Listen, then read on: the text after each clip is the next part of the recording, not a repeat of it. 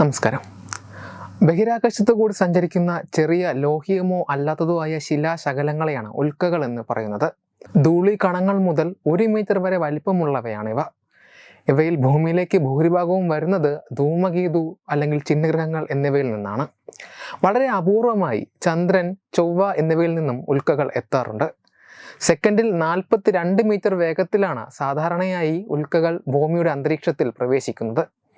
ഇവ ഭൂമിയുടെ അന്തരീക്ഷവുമായി ഘർഷണത്തിൽ ഏർപ്പെട്ട് എരിഞ്ഞടങ്ങുകയാണ് ചെയ്യുന്നത്. ഇങ്ങനെ കത്തി വീഴുന്ന ഉൽക്കകൾ ആകാശത്ത് ഒരു അഗ്നിരേഖ സൃഷ്ടിക്കുന്നു.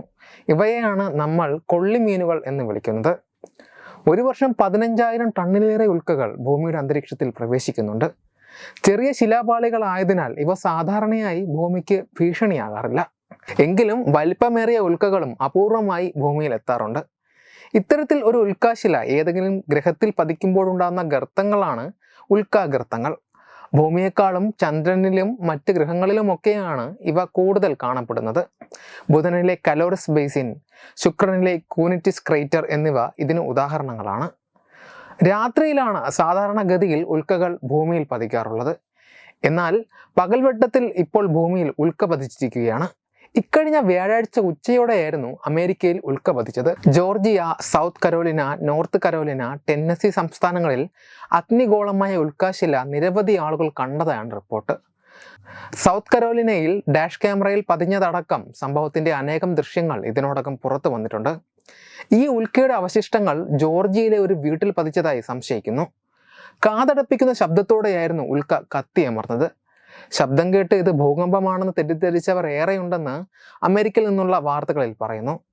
ഈ ഉൽക്കാശില ഭൂമിയുടെ അന്തരീക്ഷത്തിൽ എത്തിയപ്പോൾ അഗ്നിഗോളമായി സഞ്ചരിച്ചതിന്റെ ശബ്ദമാണ് കേട്ടത് എന്നാണ് അനുമാനം.